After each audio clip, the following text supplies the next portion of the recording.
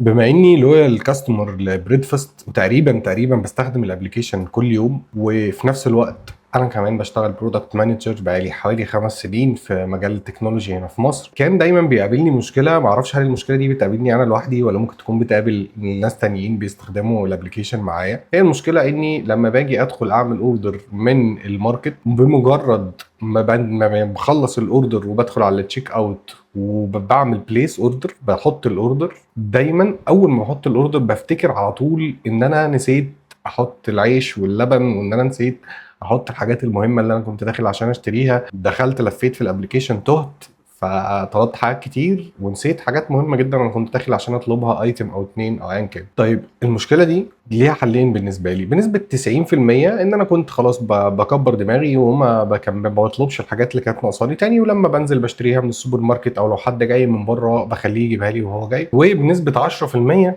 برجع تاني اطلب الحاجات اللي ناقصاني لاني ببقى محتاجها دلوقتي حالا في الوقت الحالي. بس كانت المشكله اللي بتقابلني اني بضطر ادفع مصاريف توصيل مرة تانية، وبضطر ادفع خدمة مرة تانية على ايتم واحدة او تو ايتمز، بيبقى سعر الاوردر رخيص جدا. بناء على ده كان في حلول كتير سهلة جدا وبسيطة، بس هي في نفس الوقت بتخدمني انا بس كعميل، بس ما بتخدمش الشركة في حاجة، بالعكس هي ممكن تكون بتخسر الشركة فلوس. فكان لازم نوصل لسوليوشن يكون وين وين سيتويشن ما بين الشركه وما بين الكاستمر. بناء عليه انا فكرت في فيتشر جديده. الفيتشر دي مسماها يعني ان هي بوست تشيك اوت اد تو كارت. طيب الفيتشر دي بشكل بسيط بتتكلم عن ايه؟ الفيتشر دي عباره عن انه انا قلت لكم لما انا عملت اناليسز، توصلت كل دي طبعا افتراضات من عندي، توصلت انه 25% من العملاء اللي بيطلبوا من الماركت كل يوم عندهم مشكله، بمعنى واحد من كل 4 اشخاص بيطلبوا عنده مشكله نفس المشكله اللي بتواجهني. فبدات افكر انه ماذا لو بقى في ديلي من 30 ل 40 ثانيه بيحصل وانس ان انا بعمل بليس للاوردر بعد ما اخترت البيمنت ميثود وبعد ما اخترت كل حاجه.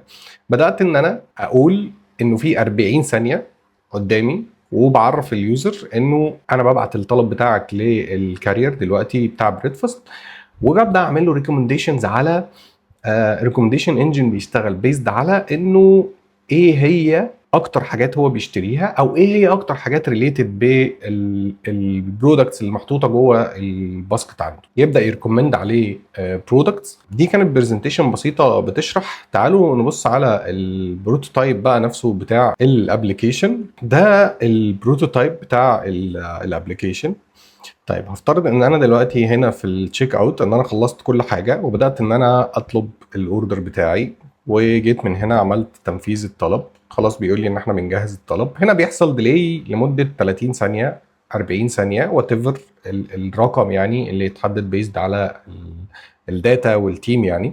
فيبدا يطلع لي اكتر برودكتس انا بشتريها كل اسبوع او الحاجات اللي ناقصاني وهكذا. فابدا اقول والله هي دي الايتم اللي انا نسيت اضيفها وليكن يعني، فابدا اضيف الايتم. فبيبدا تاني التايم يعد من الاول تاني من فوق ال 30 ثانيه او ال 25 ثانيه او وات ايفر، ويبدا يقول لي ان هي اتضافت وان انا هبعت اوردر واحد دلوقتي. فببدا ان انا اشوف كل حاجه موجوده. ممكن اضيف ايتم تاني لو انا حبيت اضيف ايتم تاني، ممكن اسيرش على برودكت معين واكتب اسمه وهكذا. ساعتها بيحصل ديلي للوقت اللي موجود دلوقتي هنا، وبيبدا كل مره بختار ايتم جديد بيبدا يعد من اول وجديد. وبعد كده عندي تو اوبشنز، يا اما انا مش محتاج حاجه وابعت الاوردر دايركت، يا اما ان انا محتاج ان انا اكد الارسال. فتعالى نقول ان احنا هناكد الارسال ونبعت. ساعتها يقول لي انه خلاص كل حاجه راحت في نفس الاوردر بتاعك، وانت دفعت رسوم توصيل مره واحده بس، وعدد المنتجات بتاعتك ورسوم التوصيل والفيز والمجموع الكلي وهكذا من البطاقه اللي انت حددتها اللي هي رقمها كذا.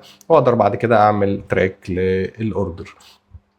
طيب في كيسز كتيرة قوي من ضمنها. طيب لو انا عملت تنفيذ طلب ظهرت لي دي الديفولت بتاعها، لو انا سبت ال 30 ثانيه يخلصوا ان الاوردر كده كده هيبقى بليزد وهيتبعت للكارير.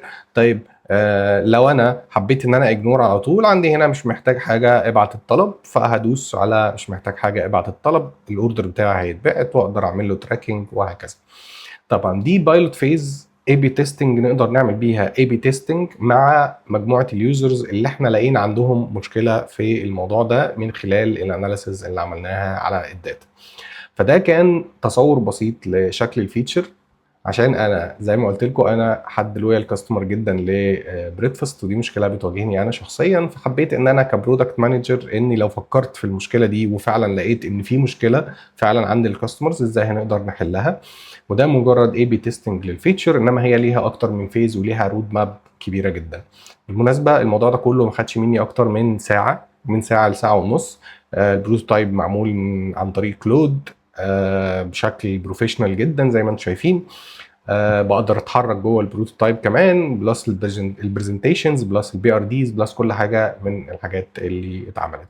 فقولوا لي ايه رايكم، قولوا لي لو حد عنده نفس المشكله دي بتواجهه في مع بريدفاست، مش انا لوحدي. وقولوا لي لو عندكم اي اسئله او عندكم اي اقتراحات، وايه رايكم في الفيتشر دي لو اتعملت. وشكرا.